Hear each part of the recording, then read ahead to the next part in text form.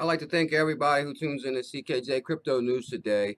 Pretty much, I want to go into Chris Larsen. Chris Larsen is the founder of Ripple, and I believe Chris Larsen is our modern day superhero. He is no stranger to battling the SEC.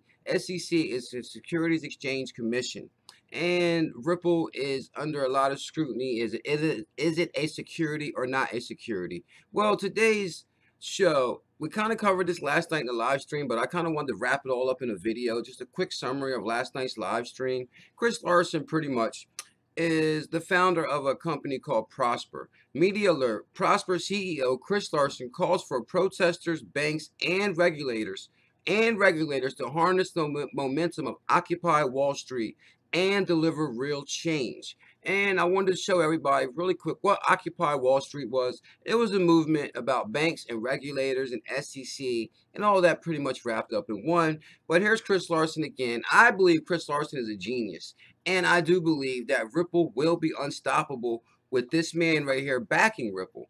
Ripple will be unstoppable because Chris Larsen is pretty much have traveled this road before. Prosper takes on Wall Street. So he's took on Wall Street, hopes to rewire banking. So Chris Larsen, pretty much, this is what he's been working on for about a decade, is bringing real change and helping people. As far as Prosper was pretty much something similar to Prosper Marketplace, raised 165 million in latest funding round. Prosper was a company to keep propelling growth. Prosper Marketplace is turning to a new round of investors, including several banks that once could be seen as competitors. So pretty much at one point he started Prosper, which was peer-to-peer lending. His first round, he could only get venture capitalists to invest, and everybody thought he was crazy and this would never work. And then his idea actually came under scrutiny from the SEC.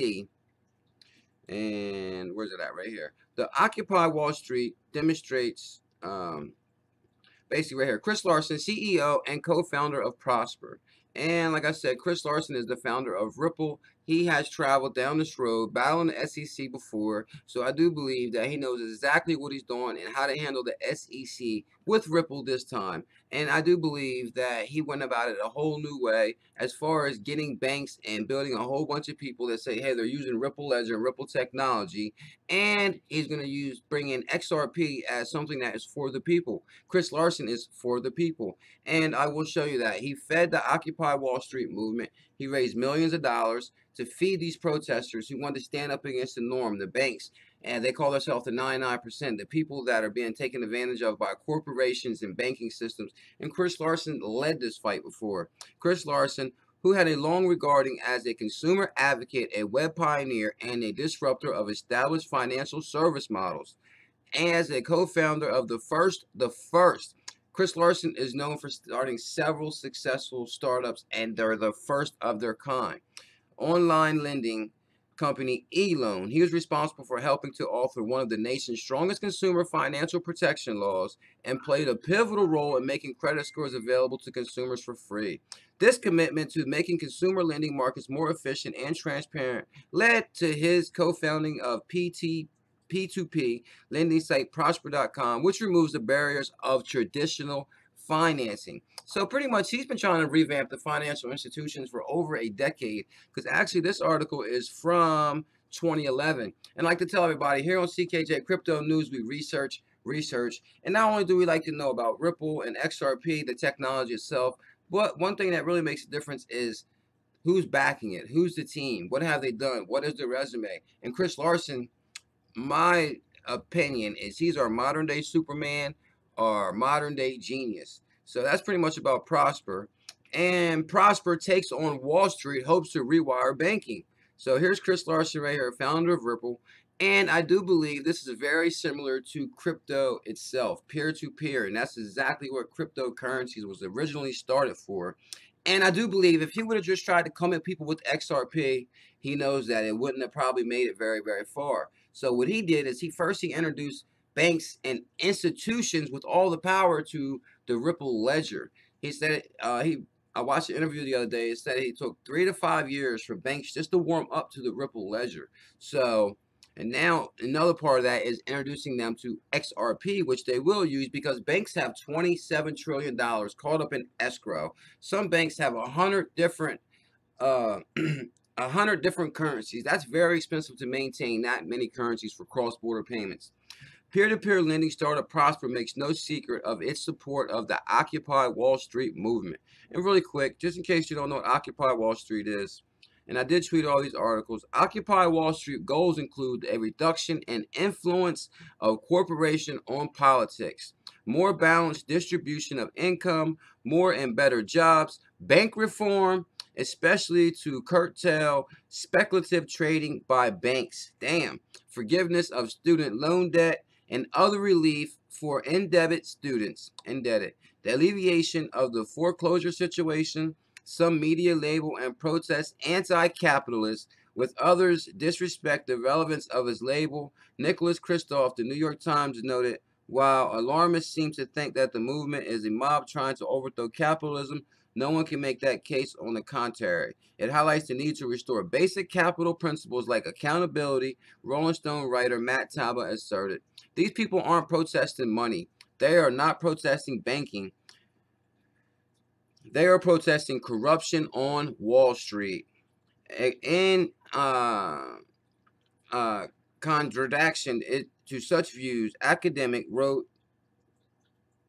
capitalism is now clearly reemerging as the name of the problem. Basically, America's faced high unemployment, credit collapse has ruined the housing market, and tightened lending among banks. And I do remember around this time that a lot of projects just stopped getting built right in the middle. Banks just stopped lending money from over-lending money, taking advantage of people. Basically, so that's a little bit about Occupy Wall Street. And right here is Chris Larsen. Prosper takes on Wall Street, hopes to rewire banking. So this is what he did. It seeks to break the hold of banks in the American political process. Prosper wants to do a similar thing by creating a sort of bank that is owned and run by and for the people. Does that sound like something familiar to us? Ripple, XRP, for the people. And I do believe that first he had to get pretty much, and this is what I think he did, because priorly he's battled the SEC. We kind of covered this report last night right here. Basically, Larsen calls for protesters, banks, and regulators to harness change. Prosper Marketplace. Right here, Prosper back to making loans, still battles SEC. And the SEC is Securities Exchange Commission. So this is a huge article right here. I did tweet this one. This one is from 2010. So this pretty much says that, hey, Chris Larsen is no stranger to wanting change for the people. And Prosper wants to do a similar thing by creating a sort of bank that is owned and run by for the people, peer-to-peer, based on near the Occupy Wall Street encampment in San Francisco. Prosper is using crowdfunding site Indigo to host its 99 Sandwiches campaign, money raising to donate 99 sandwiches per day to feed the protesters. But Prosper's own platform has the power to do more than donate sandwiches. It could shape up the banking industry at large. If its model catches on, which it did, it created, after he created this, basically Wall Street came after, I mean, not Wall Street, but the SEC came after him. They did shut him down for about 8 months. He paid $4 million, pretty much buttered a lot of palms. Pretty much he won the case. And after that, there was many copycat companies that are now billionaire companies from copying his idea. But Prosper's own platform has the power to do more than donate sandwiches. It could shake up the banking industry at large if its model catches on. Everybody knows that banking is broken. The system is broken. Prosper co-founder and chief executive officer Chris Larsen told VentureBeat, a crowdsourcing conference in San Francisco today, there is no reason with the technology we have today, all this great stuff, that you couldn't completely rewire banking in 5 years. That's a bold claim. Prosper makes it possible for individuals to lend out money and earn interest on money they lend. So it pretty much goes into that. Larsen invested $10 million and spent 5 years fighting through a ramble of regulations meant to protect banks and stifle innovation. Damn. As evidence of banking industry's hold over political system, Larsen point, and pretty much, and this is why I believe he said Ripple is working with the banks right here, because he knows to get the XRP to the people, first he had to get them comfortable with the Ripple technology. Chris Larsen is a genius. He knows exactly what he's doing. I'm back in Ripple, and actually Ripple price is looking amazing right now. It's almost back to, there's bad news and good news. The bad news is the price of Ripple's down. The good news is the price of Ripple's down. You might be able to get 2 for $1 again. This is huge. Larsen pointed out that there are 61 members of the House Committee on Financial Services. He knows all about this stuff. The legislative entities that governs banking and finance. He said there are perhaps 2 startups that exist today that are able to change interest on peer-to-peer transactions out of the many as 100 that we started around the same time as Prosper. So pretty much, this is what I said. I kind of wanted to just show everybody. Larsen's last company was eLoan, which he co-founded in 1998 and eventually took public. Prosper is going to need luck, time, and a lot of support if it's going to have the chances of taking on $1 million and $1 trillion financial industry. Guess what? Chris Larsen won. See, this is huge. This is huge. Accounts for 78% of the U.S. gross domestic product, twice as large as a portion as it commanded in the 1960s. Chances are slim that executives and banking giants like Citibank and Bank of America are worried much about Prosper. Yes, they are.